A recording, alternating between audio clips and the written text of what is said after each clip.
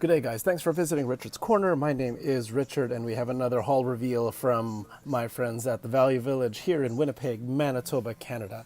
I hope you enjoy this reveal today. I've got some really interesting figures again today, and we will start with this bag today. Now, the first things that I found very recognizable in this figure was, of course, the Iron Man. But I didn't realize until I was preparing this video that this suspiciously looks like a Venom.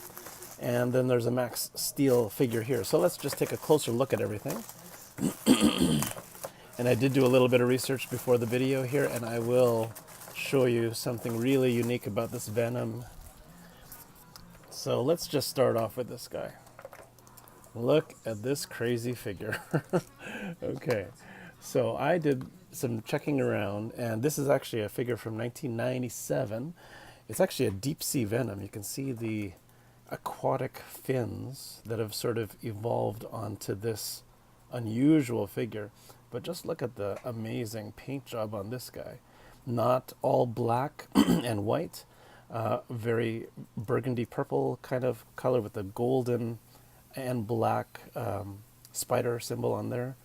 Just incredible looking figure. I could only find pictures of this actually on eBay UK site, or actually, yeah. So this is not very easy to find, so I'm actually really impressed that I found this. Look at that. That's got the nice open and close action there. This is actually going for about 13 pounds in Europe, and it is just a menacing looking figure. Really, really good keeper for my collection today. Yeah, he's got a little bit of head action there. Fairly easy to pose, as you can see. Yeah, just amazing. I love that one. And then the other two figures, a little less, not as overwhelming as the other ones, but Max Steel is a CG TV series that was released back in 2000 and then again in 2013. This is a nice buff character here. There's many Max Steel character toys, but so some of them resemble this one. I'm not exactly sure which Max Steel toy there is, but there's one where you can actually, it's like a zip spin kind of toy that has little discs that fly if you spin them really fast. So he sort of launches them from his arms. I'm not sure if that's this one in particular. It didn't come with any accessories. It only came as is.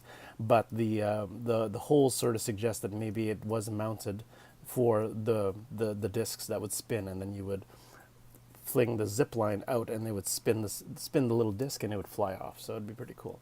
But as a figure by itself, look at that. That's pretty awesome. Quite big figures actually in this package, and it was only $3, which is unbelievable. Here's a great Iron Man. He has been well loved. The only reason I say that is because, actually, no, this is an interesting. Okay, so he's got sort of a repulsor action here. When you twist his body, it raises his arm. I can't believe I'm doing sound effects now. Okay. So yes, one of the many Avengers, Tony Stark, doing good in his exosuit.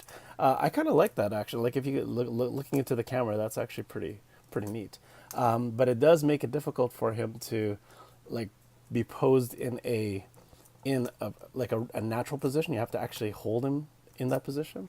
So it's a good keeper. It's really detailed. I love the way it looks. I love the way the light like falls on it, but I mean it just looks like it's doing a little bit of an awkward stance without it being put into its natural repulsor stance, right? That looks cool, but it stands naturally like this. So kind of a decent keeper, but I wish it would just sort of like stay like this. Maybe I could probably find a way to sort of lock it in this position, and then that would look pretty cool. But yeah, not a bad find at all. The Venom figure is definitely the big chase one in that package, but we've got even more to show you. So switching gears from action figures to DVDs, my last reveal I actually showed a sort of another old cartoons kind of compilation. This one has both DVDs, thankfully, and over 11 fun-filled hours on 2 DVDs. So again, it's got all kinds of series here. If I can zoom in here, we've got Superman, we've got Betty Boop, we've got Mighty Mouse. Well, just one episode of Mighty Mouse and Woody Woodpecker. We have some episodes from Casper. We have Hunky and Spunky, Little Lulu, Clutch Cargo, Mutt and Jeff, Oobs Works Comic Color. I'm not even sure about that. And then Toontown. So 100 episodes of vintage cartoons, over 11 hours worth. The reason why I was drawn to this immediately is I don't know if you saw one of my other reveals, but I showed an old style Superman just like this with the black S that was a bendable figure. So I was naturally drawn to this. I'm like, oh, this is cool. This kind of complements that. So it's actually really cool that I have a series of Superman episodes from the old 1940s kind of collection there. So this is actually volume 1. So I'm definitely now on the hunt to find other volumes of this series at Value Village. So that's a very cool find right there. So pretty happy to find that. Now, there are a lot of figures in these packages. What I'm going to do is I'm actually going to open everything, sort everything out, and then sort of cut back in with the keepers. But there are two in particular that look like they complement each other. And after a little bit of research, I found out that they do belong together. But let me cut away and cut back in with the keepers, and you'll sort of see what I mean. Okay. Oh, I'm going to keep all of those. That's awesome.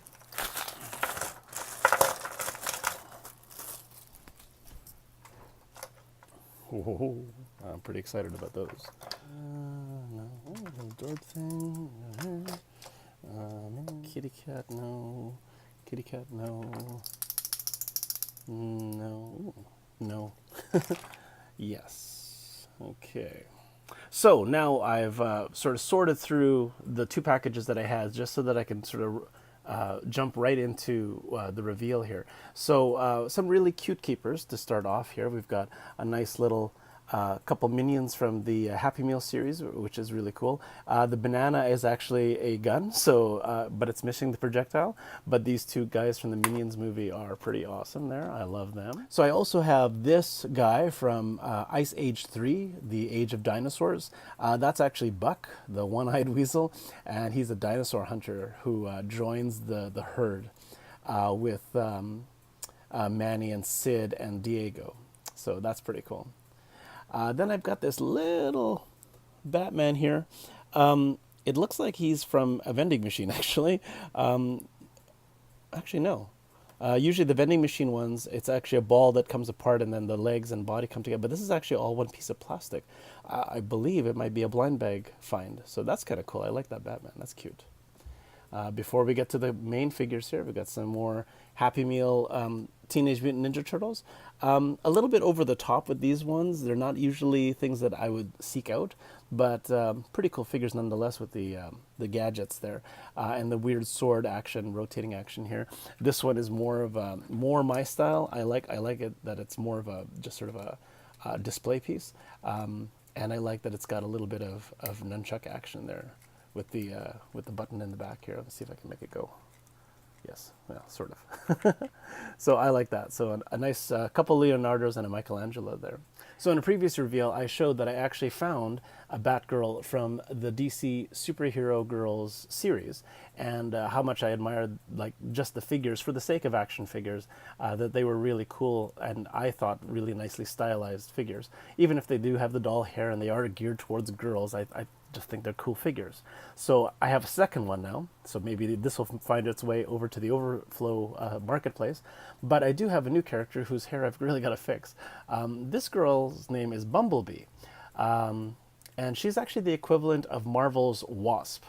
She can shrink, she can fly, and basically she's just a really good Samaritan. She's just somebody that helps buzz around Superhero High, which is the setting for the DC Superhero Girls series, and she basically helps people find their way around the school, as well as sort of help those that are in need there. So a really cute kind of character. Her hair is a little bit rough, but I could probably comb that out or something just to make it look a little bit more presentable for a display. But nice to find a second DC Superhero Girls doll there. So that's pretty cool. But the main attraction for this was finding these two figures. Now, this figure was in one package, and this was in the other. And I wasn't quite sure, but you know what? It really, really resembled a McFarlane kind of figure. And sure enough, oh no, this guy's not gonna stand. He's very top heavy. It's actually from the McFarlane Monsters series. If I bring up the screen here, it's actually from the Dr. Frankenstein play set. So as you can see Dr. Frankenstein here, and I guess that version of Frankenstein, along with these really cool diorama pieces. It's too bad that I'm only, you know, lucky enough to find these two characters by themselves. This set here, if I just sort of click away, it's a $40 set, and it came out back in 1998.